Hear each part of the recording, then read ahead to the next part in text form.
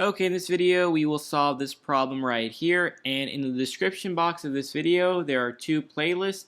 One playlist has categorized limit problems and the other playlist has uncategorized, just random problems. And so let's start this problem.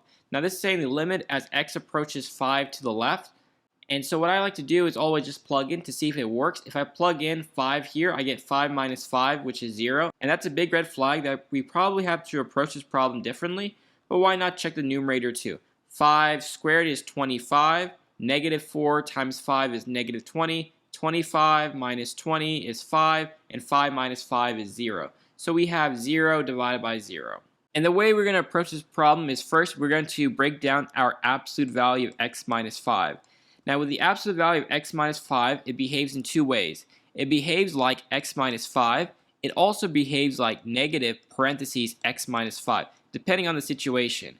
Now, it behaves like this whenever x is greater than or equal to 5, and I'll show you why. And it behaves like this whenever you have x is less than 5.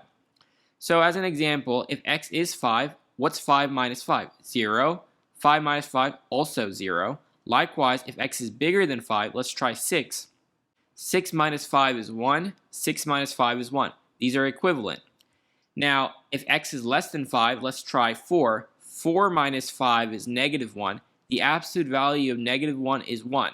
Likewise, 4 minus 5 is negative 1. Negative 1 is positive 1. So they're a match.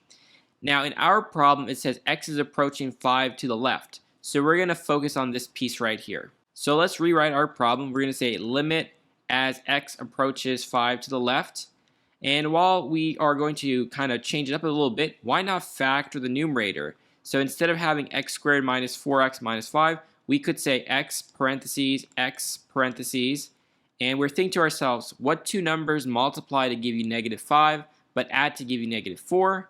That's going to be negative 5 and positive 1, because 1 times negative 5 is negative 5, and 1 minus 5 is negative 4. Now, our denominator, we're going to write this form right here. So we'll have negative parentheses x minus 5. Close parentheses. Now x minus 5 is the same in both the numerator and denominator, so we can cancel it out. And now let's rewrite our problem. We have the limit as x approaches 5 to the left for negative parentheses x plus 1.